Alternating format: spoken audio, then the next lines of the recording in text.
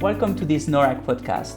In this episode, we talk to Dr. Natasha, Executive Director of the Sheikh Saud bin Saqr Al Qasimi Foundation for Policy Research in Ras Al Khaimah, United Arab Emirates, and Dr. Arushi Terway, Senior Lead Research Associate at NORRAG, about the launch of the NORRAG book, Philanthropy in Education, Diverse Perspectives and Global Trends, the second in NORRAG's book series on education and development, published by Elgar Publishing Ltd, Cheltenham, UK. We're also launching this podcast, which will cover interesting topics, announcements, launches, conferences and news connected to NORRAG's thematic areas. This book is, of course, linked to our work in the area of philanthropy in education, for which NORRAG and Al Qasimi Foundation have launched a series of conferences to be concluded in Ras Al Khaimah at the end of May 2020. Please read more about it on our website, along with information about the book at norrag.org or on social media. Find us on Twitter at NORRAG or on Facebook at NORRAG Network. Al Qasimi Foundation can be found on Twitter at Al Qasimi Found. Natasha and Arushi, thank you for accepting to participate in this NORRAG podcast. So Arushi, who should read this book? We prepared this book with a wide array of audience in mind. And the three primary groups that we were thinking about were academic researchers, philanthropic donors, education sector policymakers. The various chapters in the book bring together the perspectives of all three groups. And we hope it serves as a space for exchange of knowledge between these stakeholders. Researchers can learn about philanthropic activities and approaches in education, especially in the Global South. Philanthropic donors, on the other hand, can learn about the salient issues within the education sector, the challenges and opportunities on engaging with various actors, and the variation in philanthropic approaches itself. Similarly, for education policymakers, we would be able to give them some insights into the expanding role of philanthropies and the impact of engaging with philanthropic actors, given that the type of engagement itself is diversifying in the education development space. Beyond these three groups, I believe other stakeholders like NGOs who receive funding from philanthropies, or even school-level actors like educators and parents could gain insights on how the varying approaches of philanthropies impact their own daily lives. And then Natasha, why publish a book on philanthropy in education? Well, I think, Paul, the idea for the book came together when we were running the first symposium in Geneva in 2017. And at that symposium, we really realized that not a lot had been published on philanthropy and education really outside of North America. And as we listened to presentations from all around the world, and especially from the Global South, we thought it would be a wonderful idea to gather these into one volume where people could really learn what was going on in philanthropy and education, not just in the North, but also in the Global South. And so that's what makes this book quite unique, in that it brings together voices from the North and the South, but giving really a lot of voice to what's going on in places like Africa, Latin America, as well as the Middle East, and then North America and Europe. So it's this very comprehensive overview, just a really initial exploration, but it's the first volume that brings together all these different voices. Many thanks, Natasha, for this. Arushi, which major trends and challenges exist in the philanthropy in education field, and where are they addressed in the book? During the various dialogues we were having in the philanthropy and education space, overall we noticed a renewed interest from the global development community in philanthropies, especially as an important source of additional funding for the SDGs. A lot of dialogues were happening in 2016 on how we would fulfill all the goals, and philanthropies were considered a major partner in this. What we are seeing is an increase in the levels of funding flowing from philanthropies globally towards SDGs, and further analysis shows that it's particularly flowing to education. This increase has come with the diversification of approaches to philanthropic giving. A major trend that is discussed in the book, both in the introduction and in the chapter by Prachi Srivastava and Robin Reed, is the complexity in defining philanthropic activity itself.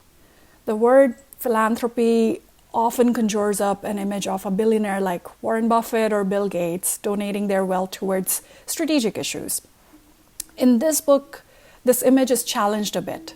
The chapters cover a variety of sources of funding, like alumni giving in higher education, which is discussed by Noah Dresner, or the foundations that are set up by governments in the Middle East and North African region, as analyzed in the chapter by Natasha, Susan Kipples, and Elizabeth Bruce.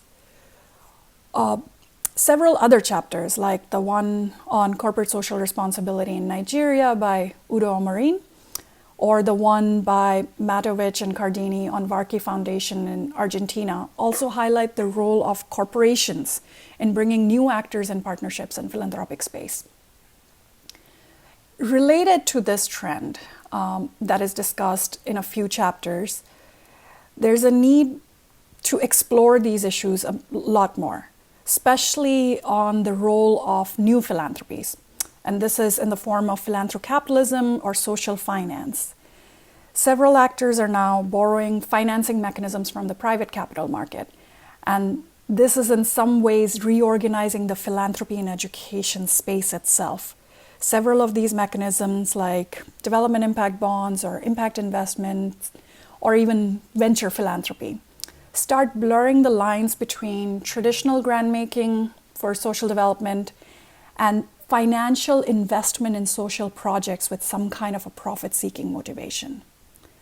While there exists a huge diversity in types of philanthropies, both in terms of source of funding and their approaches, the chapter on International Education Funders Group by Haggerty, McGrath, and Kelava show that philanthropies working in education across the globe are actually forming their own community for knowledge sharing, coordination, and networking. And an affinity group like the IEFG creates an avenue for global institutions to interact with the community of education philanthropies in a much more coordinated manner.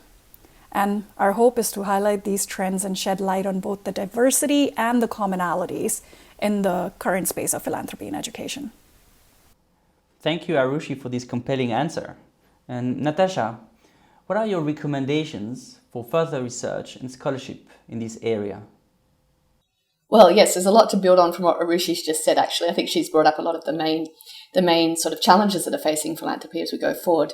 And so a lot of our research and the areas that we see for potential really connect to those. And one of the first ones that I would really mention is the role of what's been termed innovative finance, and what Arushi talked about there is sort of alternative financing, the social impact bonds, development impact bonds, venture philanthropy, all of this.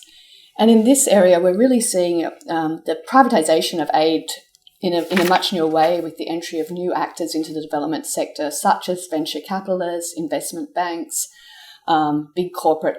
And there's a lot of money circulating around, but we don't yet know really how successful these kind of interventions are. We don't know what the impact of these are.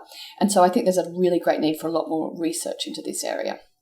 Second area that we really need a lot of research on is Southern philanthropy itself.